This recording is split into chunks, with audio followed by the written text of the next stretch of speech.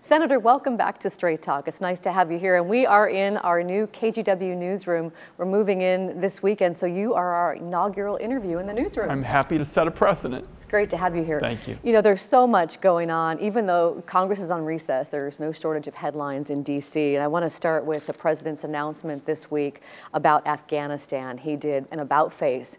He came into office saying he wanted to withdraw troops from Afghanistan, but on Monday he told the nation that he feels that there's an immense security threat that dictates that the U.S. remain involved, and he wants to send an unspecified number more troops. Do you support more troops and more money for a prolonged war in Afghanistan? After 16 years of war there, I just don't see the case for this kind of involvement. And it seems to me what he's doing is doubling down on some bad ideas from several previous administrations. The George W. Bush administration seemed to have a strategy that never really laid out what winning was all about. And the Obama administration had a strategy that was sort of based around the idea, well, let's add some more troops. And to me, what it all adds up to is forever war, forever conflict. And I would support, I sit on the Senate Select Committee on Intelligence, I can't get into classified matters, I would support a continued role in terms of counter-terror efforts.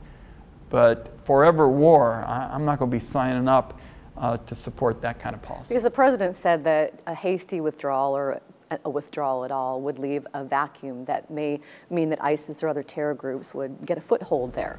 We should continue to work in the counter-terror area. Obviously, the Taliban, Pakistan, there are a number of these issues where I think we can play a constructive role in terms of isolating terrorist forces. But that's not where the president seems to want to end up.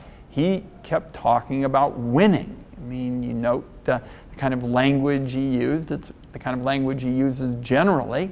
And we do want to win. But after 16 years of prolonged conflict, I don't see how the strategy adds up. And in fact, I think it's pretty hard to even identify a strategy.